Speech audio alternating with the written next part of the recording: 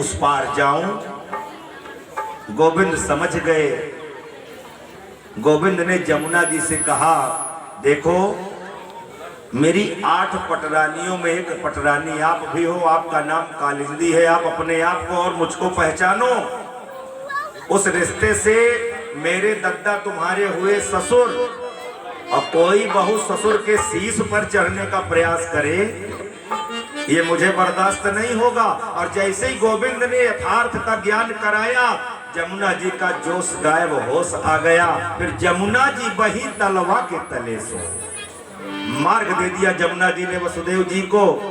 कन्हैया को लेकर के वसुदेव जी चले जा रहे हैं और मन ही मन में गोविंद का नाम संकीर्तन करते जा रहे हैं। कुछ भक्तों ने भैया बड़ी अच्छी एक रचना बनाई, कहो तो सुना दो तिवारी जी।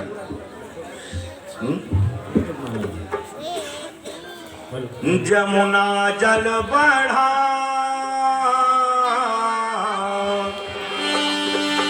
ये जमुना जल बढ़ा, लल्ला खोपड़ी चढ़ा। हाँ, खूब आनंद आएगा, आप समझते हैं। ऐसे उठ पटांग तो अच्छे लगता है। हर श्वास में हो सुमिरन तेरा, हर श्वास में हो सुमिरन तेरा, यूं बीत जाए जीवन मेरा। हर श्वास में हो सुमिरन तेरा, यूं बीत जाए जीवन मेरा।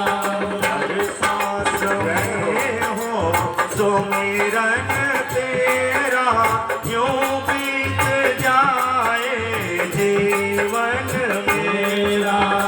हर श्वास में हो सुमिरन तेरा, यूं बीत जाए जीवन मेरा। देखिए वसुदेव जी तो प्रार्थना कर ही रहे, मेरे भाई आप भी करो, यही कामना यही भावना आप बनाओ। तेरी पूजा करते बीते सांझ सवेरा, हर सांस में हो सुमिरन तेरा, यूं बीत जाए जीवन तेरा।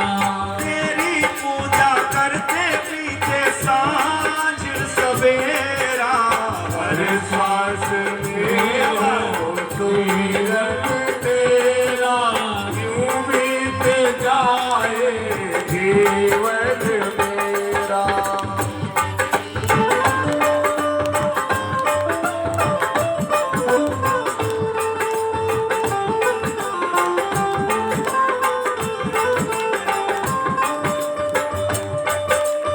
श्री राधे।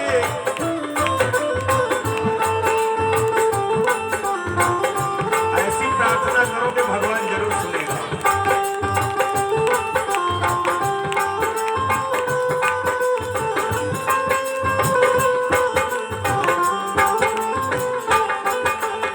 नैनों की खिड़की से हो, नैनों की खिड़की से पल पल तुझको मैं निहारूं। नैनों की खिड़की से तुझको पल पल मैं निहारूं। मन में बिठाऊं तेरी आरती उतारूं।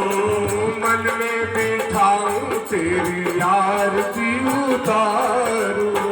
मन में बिठाऊं तेरी आरती उतारूं। मन में बिठाऊं तेरी आरती उतारूं। डाले डाले रहूं तेरे चरणों में डेरा, डाले रहूं तेरे चरणों में डेरा। बीत जाए जीवन मेरा, बीत जाए जीवन मेरा। बीत जाए जीवन मेरा। हर श्वास में हो सुमिरन तेरा, हर श्वास में हो सुमिरन तेरा, बीत जाए जीवन मेरा बीत जाए जीवन मेरा। समय भाव है भैया, भावेन विद्यते देवा। भजन, भज सेवायाम धातु से भजन शब्द बनता है, भजति भजता भजंति रूप बनता है। प्रेमी सज्जनों, भजन माने भाव जगत में अपने परमात्मा का प्राकट्य कर लेना, यही सच्चा भजन है। बोलिए जय श्री कृष्ण। जय श्री कृष्ण। दद्दा पहुंच गए कहां? नंद महल। और वहां पहुंच करके कन्हैया को लिटा दिया और कन्या को उठा लिया। प्रेमी सज्जनों देखो, कन्या को लेकर दद्दा लौट रहे हैं और इधर माता देवकी। अब थोड़ा आप विचार करो कि धन्य है माता देवकी और माता देवकी का हृदय। अरे जिस माँ ने 7-7, 8-8 बच्चों को जन्म दिया हो और जी भर के अपने बच्चों को निहार भी न पाई हो, उस माँ के हृदय पर क्या बीत रही है। परमात्मा ही देवकी के हृदय को मजबूत बनाए हैं। देवकी को अपने आराध्य पर पूर्ण विश्वास है। जब से वसुदेव जी कन्हैया को लेकर के आए हैं मथुरा से गोकुल की ओर, तब से अपलक राह की ओर, बाहर के दरवाजे की ओर ही नजर को लगाए माता देवकी सोच रही हैं कि पंख जो होते मैं उड़ जाती नंद बाबा के द्वार। देखिए ये माँ की भावना है और संभवतः भावना व्यक्त करने के लिए शब्दों का सहारा लेना ही पड़ता है। माता देवकी मन में विचार कर रही हैं कि अगर मेरे बस में होता तो मैं अपने लला को अपने से दूर न जाने देती। मेरे प्राणनाथ और मेरे लला को नंद जी के महल में छोड़ करके आ रहे होंगे। अगर मेरे पंख होते तो मैं उड़ कर जाती और अपने लला को फिर से लेकर अपने सीने से लगा लेती। ऐसी वात्सल्यता, ऐसी ममता एक माँ में ही हो सकती है सज्जनों। लेकिन कहते हैं ना, विधाता के लेख पर किसी का बस नहीं चलता। परमात्मा की जितनी लीलाएं हैं वो हमको आपको जीवन में सीख लेने के लिए हैं। कभी दुख पड़े तो घबराना नहीं, विपत्ति आए तो डटकर उसका सामना करना, क्योंकि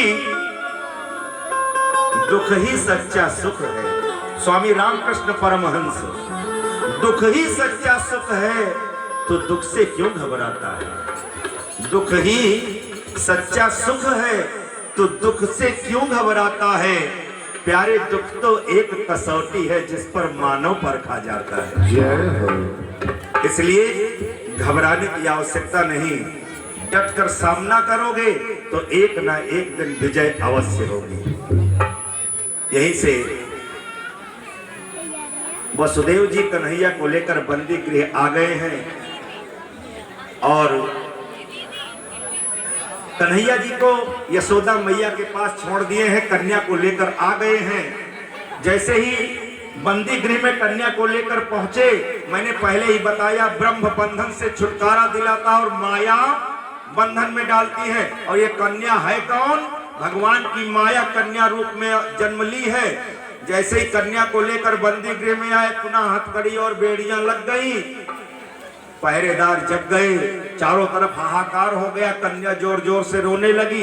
पहरेदार जाकर कंस से बताए, महाराज देवकी की संतान पैदा हो गई है। दौड़ता हुआ कंस आया, देवकी की गोद से कन्या को छीन लिया। देवकी ने कहा, अरे भाई तू मेरा भाई है कि कसाई है? अरे कम से कम एक पुत्री तो मेरी आंखों से आंसू पोंछने के लिए छोड़ देता। लेकिन कंस, उसे तो अपनी मौत दिख रही है 8वीं संतान के रूप में।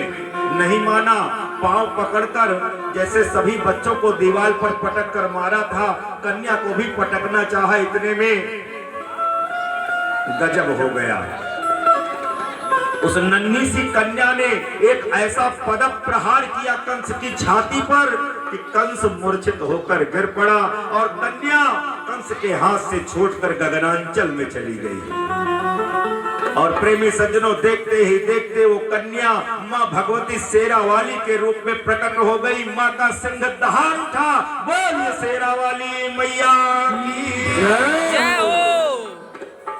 माता का स्तवन और मां ने सिंहनाद करते हुए कंस से कहा, रे दुष्ट पापी कंस, तू मुझे क्या मारेगा? तुझे तो मारने वाला पहले ही